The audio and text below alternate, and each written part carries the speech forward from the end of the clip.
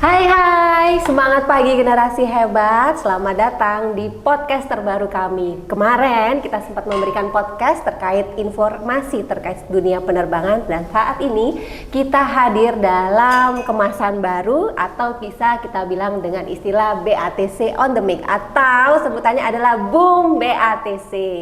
Oke, baik generasi hebat BATC semua. Di sini perkenalkan, saya Miss Maya sebagai salah satu instruktur BATC Bali dan juga yang akan menjadi host dalam podcast kita kali ini. Maka BATC akan mendatangkan ataupun menghadirkan narasumber yang memang berprofesi atau menggeluti profesi di dunia penerbangan. Apa sih kaitannya dengan profesi-profesi yang ada di dunia penerbangan? Kira-kira karir apa saja yang ada di dalam dunia penerbangan? Karena mungkin bagi orang awam dunia penerbangan adalah profesi yang tidak begitu banyak diketahui orang. Ada baiknya kalau kita mengetahui terkait dengan profesi-profesi yang ada di bandara. Oke, baik, sekarang langsung saja kita akan menghadirkan narasumber kami. Salah satunya adalah beliau sudah menggeluti dunia penerbangan mungkin sudah berpuluh-puluh tahun. Ya, kita sambut langsung dengan Pak Made Soedarma. Halo, Pak, kabar Pak Made? Iya, terima kasih, saya baik. Oke, ya. Pak Made Soedarma. Pak Made Soedarma setahu saya mungkin terakhir sebagai banyak ya karir penerbangannya, mulai dari manajer sampai ke bagian Garuda Indonesia, bahkan pernah ke Gapura, Angkasa, wah banyak banget. Pak Made mungkin bisa saya panggil Pak Desu, boleh ya? Iya, panggilan saya Pak Desu. Oh, biasa dipanggil dengan Pak Desu. Iya. Oke, Pak Made, boleh dong diceritakan sedikit terkait dengan latar belakang atau background Bapak di dunia penerbangan? Mungkin sekarang profesinya apa atau pernah menggeluti apa? Oke, baik. Terima kasih, selamat pagi, khususnya untuk generasi hebat. Terima kasih saya telah diundang pada acara ini. Iya. Terkait dengan perjalanan karir saya selama bekerja di aviasi, saya mulai bekerja itu tahun 90. Wow, 90. Mungkin 90, saya belum menempuh pendidikan sebagai outsource. Jadi itu masih dipegang bukan dulu itu travel agent namanya Satria Avi. Yang sekarang Aero Travel itu mempekerjakan saya sebagai greeting service namanya. Oh, oke. Tahun 1992 saya join dengan Garuda. Oh, oke. Berarti di tahun 1992 di Garuda. Di Garuda. Pertama kali profesinya apa tuh, Pak? Kalau saya sebagai frontliner itu penanganan penumpang dan bagasi. Oh, oke. Frontliner. Ya, frontliner. Itu memang yang paling banyak. Oke. Dan saat ini pun profesi itu masih ada dong? Masih ada, dan itu masih ada, masih sangat dan penting. Dan mungkin favorit kayak rata-rata kalau misalnya para new beginner atau para generasi hebat pengen coba, itu pasti rata-rata frontliner yang dituju. Iya, itu sama dengan kalau boleh saya bilang air crew-nya di darat. I see, iya, air crew-nya di darat. Oke, setelah itu Pak lanjut lagi, berarti Pak Desus dari frontliner lanjut naik karirnya apa bagaimana? Nah, kemudian saya tahun 99 saya dikaryakan dari Garuda itu ke Gapura Angkasa. Oh, oke. Sebagai anak perusahaan daripada Garuda Indonesia. Betul, kita tahu bahwa Gapura ya. Di situ boleh dikata karir saya ada beberapa lah sampai terakhir posisi saya sebagai landside manager. Membawahi tim itu kurang lebih hampir 500 orang. Wow. Dengan penanganan penerbangan domestik, internasional. Iya, yang pada saat itu mungkin bisa dihandle berapa satu hari Pak, berapa kali operasional penerbangan yang mungkin bisa dihandle dengan sekitar 70 sampai 75 flight departure. Wow, oke. Iya. Dalam satu hari. Dan itu terus Bapak harus mengontrol dan membawahi 500 bawahan. Wow, keren sekali Pak. Monitornya 24 jam, walaupun libur, walaupun cuti. Berarti kalau dihitung-hitung Bapak mulai dari berkarir di Garuda sampai Gapura, anak perusahaannya, dan sampai saat ini tuh ya, berarti terhitung berapa tahun tuh Pak? Kalau misalnya bisa dibilang. Saya sudah di bandara itu 32 tahun. Oke. Kemudian baru saya pensiun. Oke. Berarti profesi itu memang benar adanya dan memang ada jenjang karirnya kalau bisa dibilang begitu dong Pak ya? Sangat berpotensi. Oke. Ya. Oke, berarti terakhir mungkin menduduki posisi sebagai manajer line set ya Pak Set, ya? ya. Kira-kira Pak, kapan sih tercetusnya pertama kali bahwa saya kepengen nih kayaknya dunia aviasi ini adalah tujuan atau goal saya untuk bekerja misalnya kan mungkin bagi para generasi hebat yang melihat mungkin apa sih dunia penerbangan bagusnya emang ada sih profesinya mungkin kan belum banyak yang pada tahu gitu. Baik, terima kasih. Jadi saya itu orang kampung lah ya. Jadi waktu kecil itu tidak punya cita-cita. Tidak punya cita-cita apapun. Belum tergambar. Saya ingat kelas 2 SD setiap jam 7 pagi itu ada pesawat melintas di atas kampung lah gitu, ada bunyi, ada suara. Benar-benar. Terus kok saya ada pemikiran exciting gitu. Curious, pengen tahu ini apa sih yang di dalamnya? Iya gitu. Siapa sih yang ngoperasiin? Begitu. Gitu. Nah, akhirnya saya mencoba untuk belajar, mulai SD saya sudah mencoba untuk belajar bahasa Inggris. Kemudian SMP sampai SMA saya terus belajar. Nah, akhirnya di awal itu saya sekolahnya guru. Pertama kalinya. Sekolah guru nih tamatannya. Ya. Nah, kan kalau dihitung kan berarti lulusan guru tapi sekarang di aviasi jauh gitu ya. Tapi dengan pemikiran saya terkait dengan pesawat, gimana kalau saya naik pesawat dan sebagainya. Akhirnya saya berusaha mencari informasi dan saya bisa sampai masuk ke bandara. Dengan berbagai macam persyaratan, tes. Mungkin waktu itu saya tidak mengerti dengan bukaan itu Garuda Indonesia, tapi saya ikutin. Sampai kurang lebih ikut tes itu sampai kurang lebih mungkin 9 bulan atau 10 bulan. Proses perjalanannya. Untuk menuju lolos sampai dinyatakan lolos.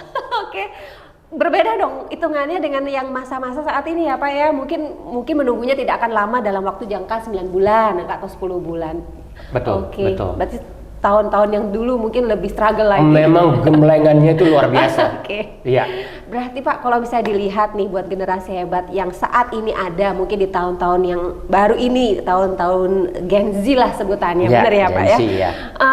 Apa sih kira-kira keterampilan khusus yang harus dimiliki secara garis besar bagi teman-teman yang pengen melamar di dunia penerbangan?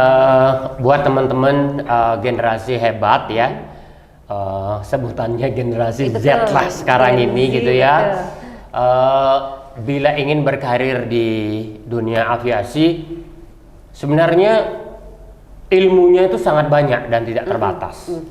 Ya, karena sektor-sektor penerbangan ini juga banyak departemennya. Ya. Nah, yang paling utama ya, jadi kalau skill itu pastinya bisa didapatkan di sekolah-sekolah aviasi ya, yang sekarang ada di Indonesia. Ya, khususnya untuk saat ini ya mungkin yang di Bali lah gitu ya. Yang di Bali kita punya. Betul ya. Jadi harus melewati basic education lah terkait dengan dunia aviasi ya. Nah, kemudian ini kalau menurut saya ini harus dilengkapi juga kemampuannya dengan bahasa. Bahasa selain daripada bahasa Inggris ya. Bahasa Inggris pasti bahasa utama lah gitu ya. Karena pelayanan kita kan untuk orang asing. Kalau ada tambahan-tambahan itu akan mempermudah dalam persaingan. Ya. Nah, kemudian berikutnya harus juga nih anak-anak sekarang yang saya lihat ini pemahaman geografi ya. Terkait dengan kota-kota, negara gitu ya. Termasuk dengan budaya-budaya orang di sana sehingga memudahkan kita untuk melakukan pendekatan saat berkomunikasi. Itu sangat bermanfaat. Sangat penting. Ya. Berarti dari situ paling tidak secara garis besar harus bisa berkomunikasi. At least berarti berbahasa Inggris harus dong, kalau Pak. itu harus. Dan yang kita tahu dunia penerbangan memang kan standarnya internasional. Jadi semua kosakata, perbendaraan ataupun istilah-istilah memang ya digunakan dalam bahasa Inggris.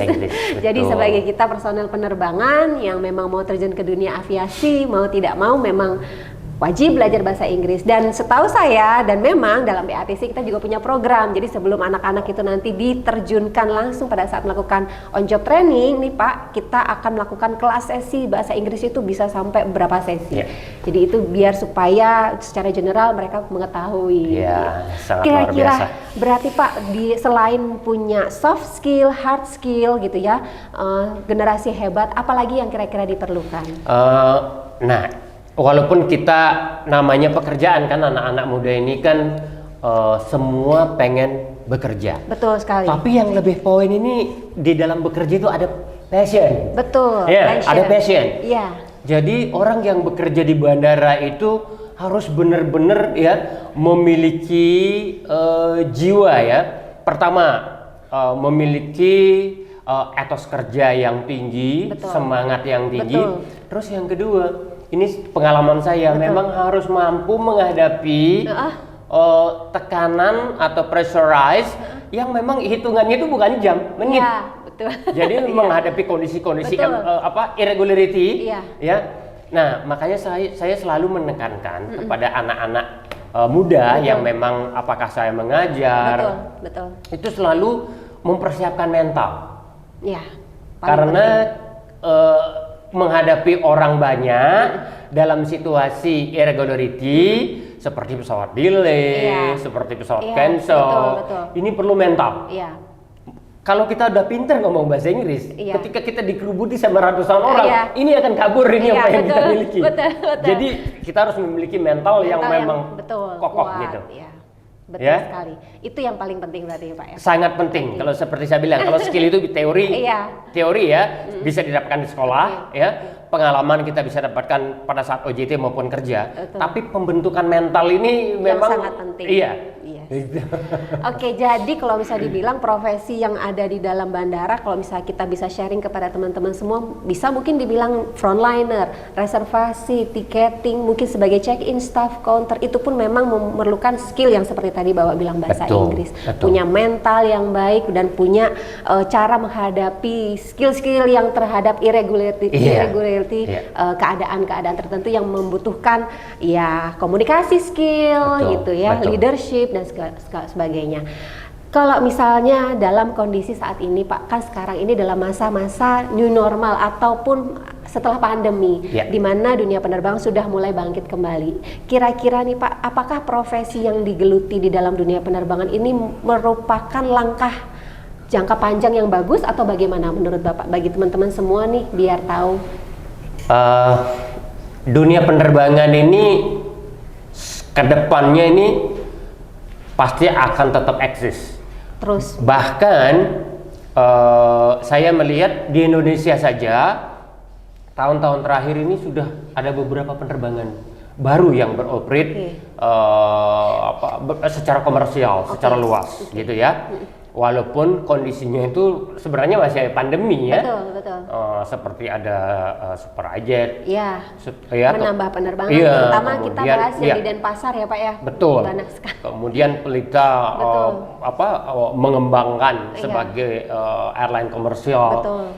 Dan saya mendapat informasi juga ada beberapa airline di Indonesia ini, ya. Karena Indonesia ini kan potensinya dengan negara kepulauan ini tidak mungkin akan mengambil transportasi konvensional kayak dulu. Betul. Masih lewat laut. Pasti akan mengambil melalui penerbangan gitu ya. Pilihan. Begitu juga dengan perkembangan saat ini, orang itu mau berlibur, mau orang asing, orang Indonesia, jadi pengennya juga semua ke luar negeri menggunakan. Baik, kalau misalnya bisa dibilang berarti profesi yang ada di bandara gitu ya, itu merupakan langkah yang sangat tepat, jangka panjang banget, terutama sudah ada buktinya. Pak Made atau Pak Desu sudah bergeluti profesi di penerbangan hampir lebih dari 32 tahun ya. Berarti kalau bisa dibilang ya berarti bukan profesi yang cuman momentum saja, tapi memang bisa menjadikan long term. Terakhir nih Pak, motivasi atau saran deh Pak buat para generasi hebat yang memang tertarik untuk menggeluti profesi di dunia penerbangan, apa sarannya? Oke, buat generasi hebat ya, berdasarkan pengalaman saya setelah bekerja lebih dari 3 dasawarsa di dunia penerbangan, ya.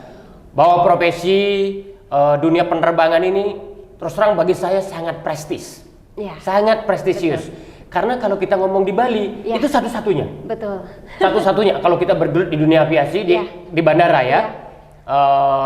Untuk itu ya, bagi teman-teman ini yang mau join bekerja di dunia aviasi, ya tetap semangat belajar untuk bisa memenangkan persaingan di dunia di mana SDM ini semakin banyak ya.